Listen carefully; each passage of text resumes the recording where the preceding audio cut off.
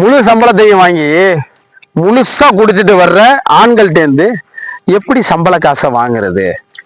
குடிச்சிட்டு வீட்டுக்கு வந்தோனையும் சனியனை இன்னைக்கும் குடிச்சிட்டு வந்துட்டியா, அடுத்த வேலை சோத்துக்கு வீட்டுல அரிசி இல்லை, வட்டிக்காரனுக்கு வட்டி கட்டணும், குழுவுக்கு பணம் கட்டணும்னு வீட்டுக்குள்ள வந்ததும் வராதுமா சரக்குல இருக்கிறவன்ட்ட சண்டை போட்டு கடைசியா ஸ்டேஷன் வாசல்ல போய் நிக்கிறது. மக்களே ஒண்ணு நல்லா புரிஞ்சுக்குங்க, போதையில இருக்கிறவன்ட்ட நீங்க என்ன பேசுனாலும் அவன் ஏத்துக்க போறதில்ல, அவனுக்கு புரிய போறதில்ல, அவன் திருந்த போறதில்ல, அவன் ஞாபகம் வச்சு எதையுமே செய்ய போறதில்ல.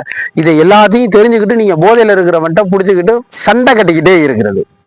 மறுநாள் காலையில எந்திரிச்சு அவங்கள்ட்ட கொஞ்சம் அன்பா சொல்லி புரிய வைப்போம் அப்படின்ற ஒரு மனப்பான்மையோட நீங்க இருக்கீங்க அப்படின்னா அதுவும் கிடையாது. மறுநாள் காலையில அவரு போதை இல்லாம தெளிஞ்சு எந்திரிச்சு வந்து உட்கார்ந்து இருப்பாரு. நீங்க என்ன பண்ணுவீங்க? முதல் நாள் நைட்டு நடந்த சண்டையும் வம்பு இருக்கும் பாத்தீங்களா, அந்த வன்மம் இருக்கு பாருங்க, அந்த வன்மத்தை அப்படியே எடுத்துட்டு வந்து இவர் மேல திணிக்கிறது, அந்த வன்மத்தை அப்படியே இவங்க மேல கக்குறது. கக்கணும்னா என்ன நடக்கும்? மறுபடியும் அவர் ஒயின் ஷாப்புக்கு போவாரு, மறுபடியும் குடிப்பாங்க. இருக்கிற கொஞ்சம் நஞ்ச காசு இருக்கு பாத்தீங்களா, அதையும் குடிச்சிட்டு தான் வீட்டுக்கு வருவாங்க, இல்ல கடன் வாங்கி தான் குடிப்பாங்க. இப்படி நடந்தா என்ன ஆகும்? வீட்டில் செல்வம் அழியும். இதற்கு மாறா என்ன பண்ணணும்? எல்லாருக்கும் தெரிஞ்ச விஷயம்தான், அன்பு தாங்க ஒண்ணு. அன்புதான் உலகம். அன்பினால் மட்டும்தான் இந்த உலகம் இயங்குகிறது. தூள் படம் சொர்ணாக்கா மாதிரி இல்லாம அன்னை தெரசா மாதிரி மாறினீங்க அப்படின்னா, அன்பா இருந்தீங்க அப்படின்னா அவர்களுக்கு திருந்துவதற்கு ஒரு மிகச்சிறந்த வாய்ப்பாக அமையும்.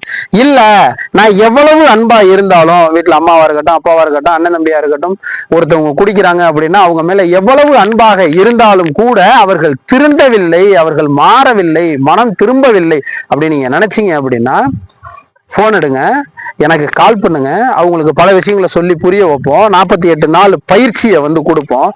கொடுத்தோம் அப்படின்னம்னா அவர்கள் எந்த நேரத்திலும் எந்த நிலையிலும் நிலை தடுமாற்றம் இல்லாமல் எந்த நேரமும் ஒரு நிலையான ஒரு மனதோடு குடிப்பழக்கத்திலிருந்து முற்றிலுமாக வெளியே வருவார்கள்.